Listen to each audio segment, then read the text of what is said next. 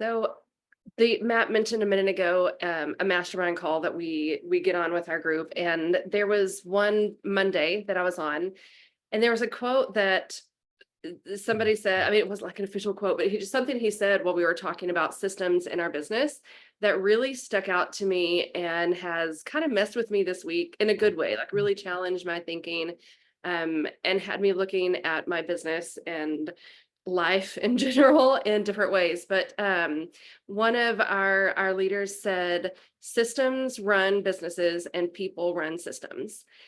And I started thinking about that. Like, how often do we kind of get stuck in this? Well, I've got to go do this and this and this, and just running on all the things, just feeling a lot of times I feel like I'm just always playing catch up, or I'm always being reactionary, or just running to that next thing on my calendar and I don't even know what it is, or just I feel kind of behind, like I'm just running. And I think a big part of that is just different systems that either I don't have in place or that I need to tweak. I've got some systems in some areas that work really, really well. And I also noticed that this didn't just apply to business. This really applies to life in general. If you've got really good systems, things are working really smoothly. And I was looking at my home and my family, and I can see where systems are working. And if it gets messed up, it just throws us all in a tizzy, right? There's 6 of us living here, and we've got to have some good systems to keep things on track. Otherwise, it just is a jumbled mess. Um, Last night, well, let me back up. I've got 4 kids. We all, because there are 6 of us, we have to have assigned laundry days. And every person is responsible for washing, drying, and putting away their laundry on their day. So last night, I'm going to tuck in my 8-year-old, who she hadn't quite fallen in love with the system yet. She does not really like the laundry put up part of that. And I go in her room, and it's just like the basket is dumped out and it's everywhere. And I was like, sister, there's a problem. We've got a breakdown. Here's the process. Here's what we do. And she's like, I know, mom, I'll do it tomorrow. And then I walked in my bedroom, and y'all, my basket of laundry is sitting here from like 2 days ago. It's not dumped out on my floor, but I didn't finish that last part of my process, and or my last step in the system. And so then I was like, shoot, I can't I also can't just talk about systems, whether it's business or life, and not actually walk it out. Because if you're a leader, and every single person on this call is in some way, shape, or form, people are going to learn more from what you're modeling to them than just what you're telling them to do. So this week has just really challenged me to kind of take a step back and be like, okay, where am I missing some things, and where do I need to tweak some things? So I am really curious, from everybody here, what are some areas where you do feel like you have a solid system, whether it is lead gen or follow up, or, Matt, he killed it in FISBOs, or vendor partnerships. Where do you feel like you already have really good systems in place? And then also, where do you feel like, ooh, I need a good system here?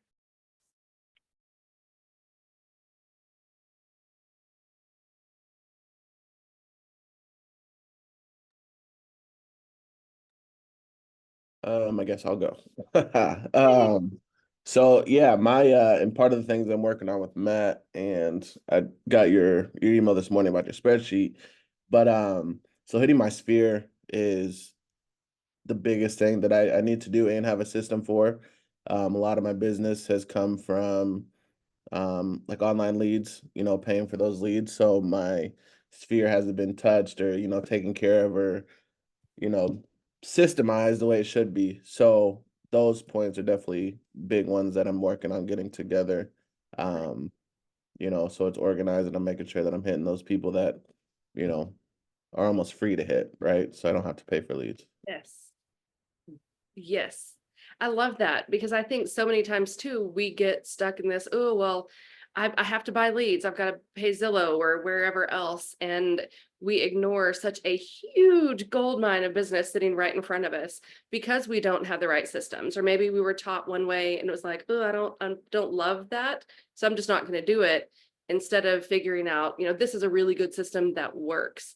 and you can see people that have done it and that can help you along the way. So that's awesome. I'm proud of you for taking that step and saying, okay, I recognize this and I'm going to get something that someone has done and works, and I'm going to implement that. So good job. Thanks. What else? Well, let me ask this question. What part of your business do you feel requires systems?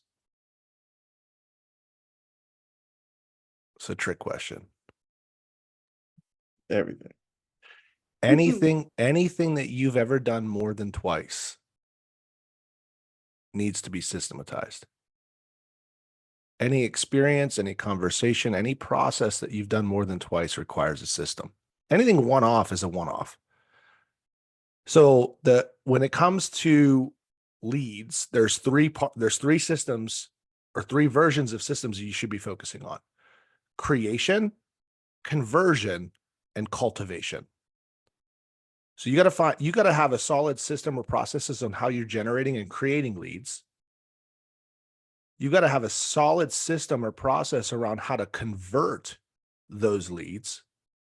And then once you're in relationship, how to cultivate that relationship or those referrals. So there's three systems around that you can choose and decide however you want to do it. And we talk about all the different pillars or all the different flavors that you can choose to do it. Not all of them are right based on what you want to do. And as long as you understand the math around it, then cool. Then you do it, right? So like, what are some examples of lead creation, lead cultivation? How are you cultivating or creating leads currently or opportunities? I think what Ramiel said, in your sphere of influence, that Yeah. that was always my number one.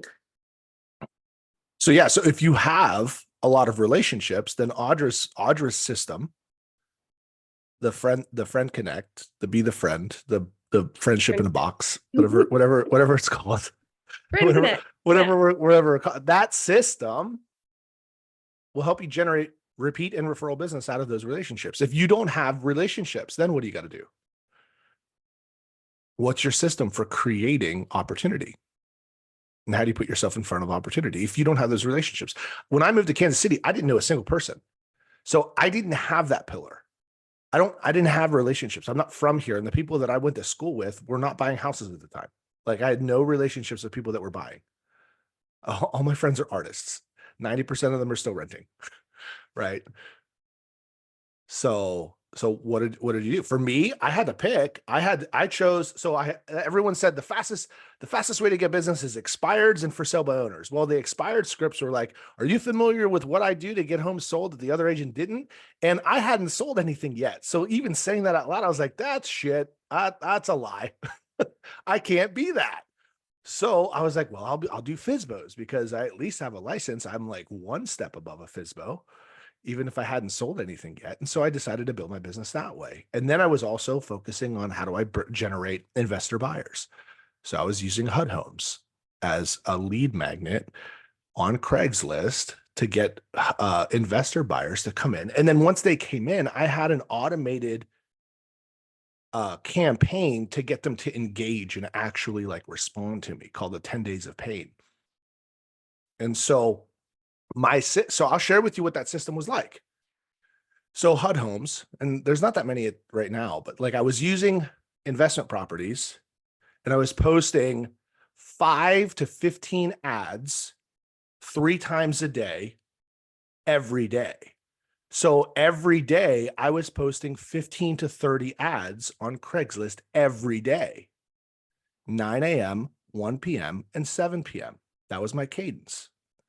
And then there was a system that helped me generate the ad copy that I found that was through a couple clicks. So it only took me 4 to 6 minutes, 3 times a day, using this software system that would scramble up the words so I wouldn't get flagged for overposting or posting the same ad.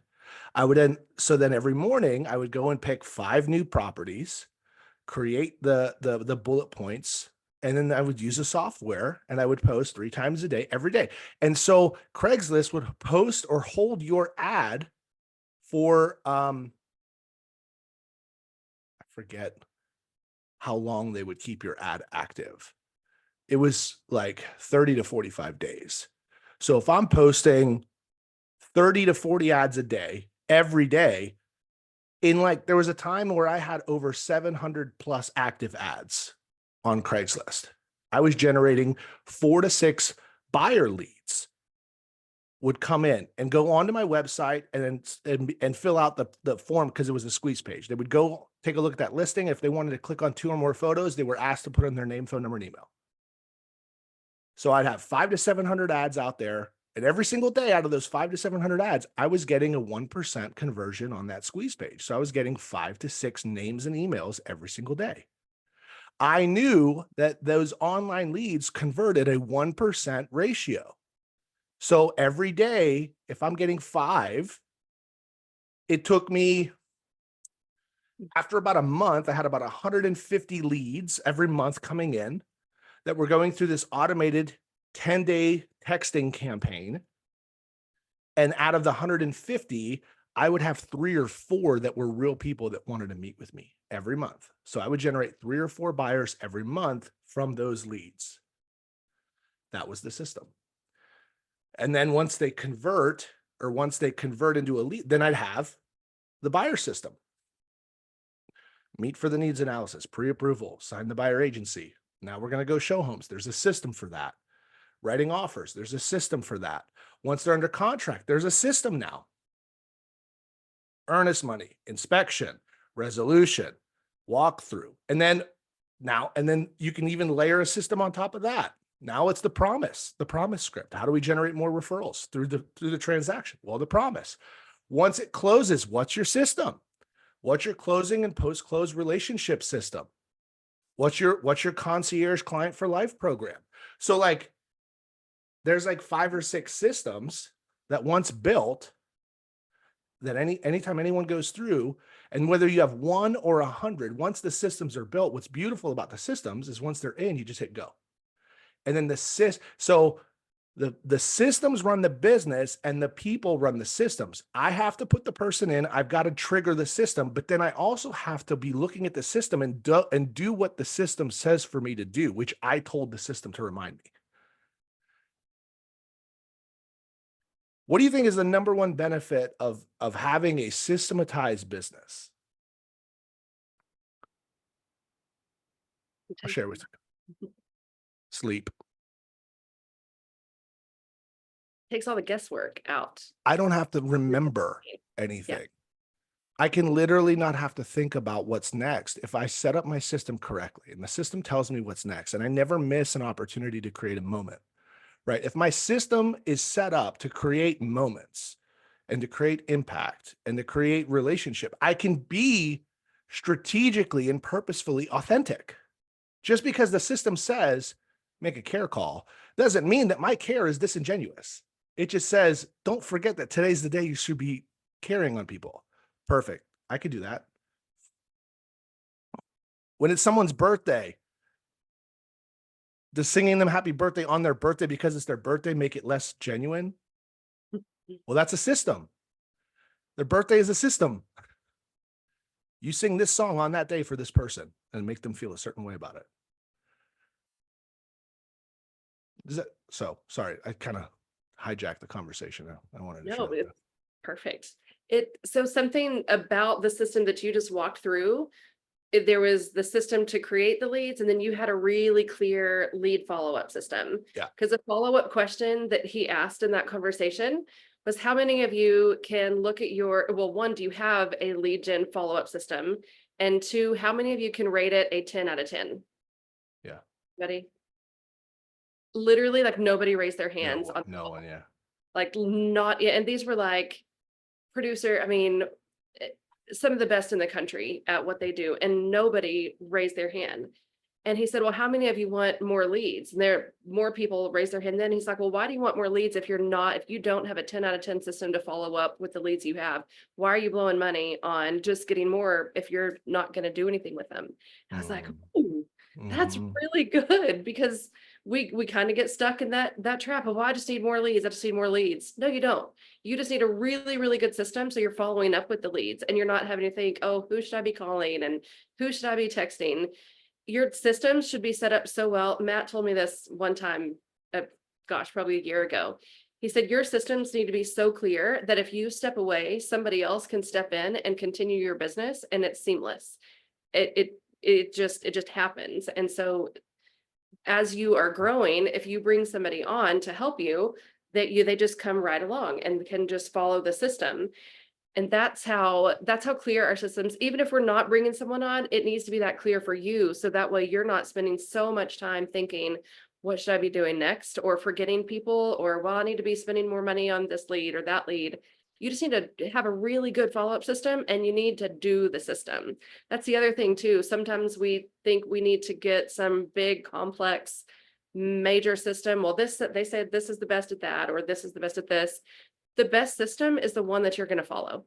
So it doesn't matter what anybody else says. It's so great. If it's too complex, I promise you're gonna quit after a little while. The best system is the one that you can follow.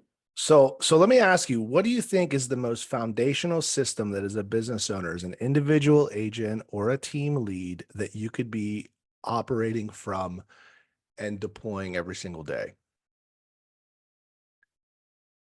What's the number one system that you should be living religiously every single day? And if you don't have this, you don't have a business. Prospecting. I like where you're going with that. That's what you're supposed to say. I always taught a class. I said, if you wanna, like, if you don't know the answer, just say prospecting, and 9 times out of 10, like, you're at least gonna get a thumbs up from whoever's teaching the class, because that's a great answer, but that's not the answer I'm looking for today. Guys, time blocking.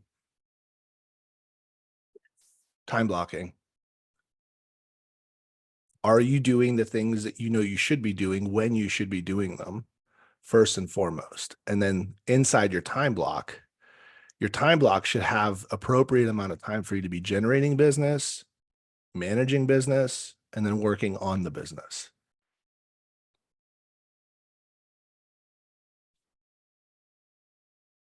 Time blocking is a system. Taking your business plan and then turning it into an action plan, and taking that action plan and then creating a time block around it allows you to, at any given moment, be able to look down, and your second coach is your calendar, because your coach should help you create your business plan.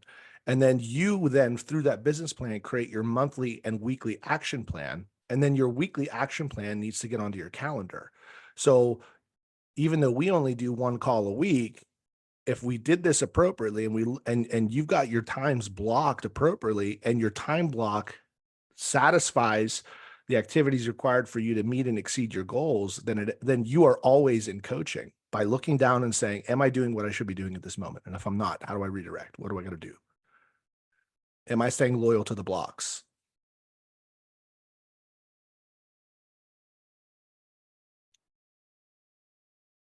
It took me like 6 years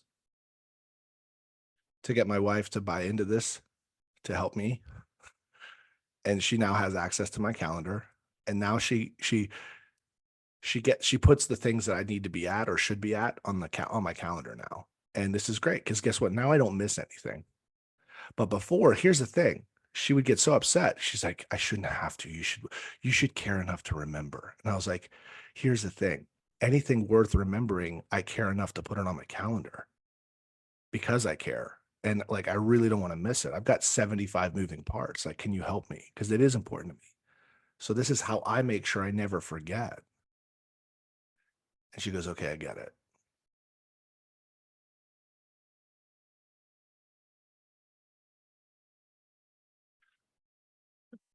What's important enough for you to ensure that you always execute it at the highest level possible, and not just based on your intuition, your gut, and whether or not you're in the mood?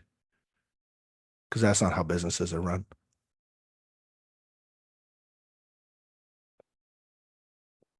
Would you invest in a business that's operated solely on their gut? And if they just remember to reach out to their clients, how much money would you give to a business that doesn't have a calendar, that doesn't have a budget or a P&L, that can't tell you where their business is coming from, how they got it, and how they're going to redo it again?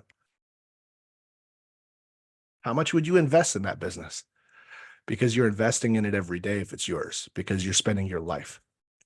You're cashing in your time. You're cashing in your days. We don't know how many we got.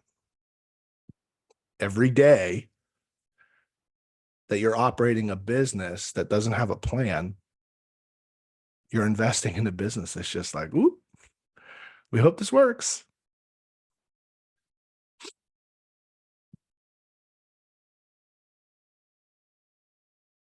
I was talking, to my mom the other day about, we were just talking about like long-term, at some point we're gonna want to retire at some point, right? And the thought of that, like not, or being in a position where we don't have to work every day is like, oh, that would be amazing. But how on earth do you get there? Really good systems, like really good systems that you stick to and follow up, because doing that now and putting those in place is what's going to create that freedom later. And whether that is a 5-year plan, a 10-year plan, whatever that is, that when we were talking, that just now you said something a second ago, but it just made me think about that. Like, man, if at some point I want my mom to be able to retire and just come be grandma and travel with us and do all these things, well, if she wants to do that, then there's got to be things happening in her business today to put her in a position later to be able to do that. So it's not even just the day-to-day things. It's like looking way down the line. Like, what do you want your life to look like 5 years from now or 10 years from now? Then take it backwards and put those steps, those systems in place to get you there.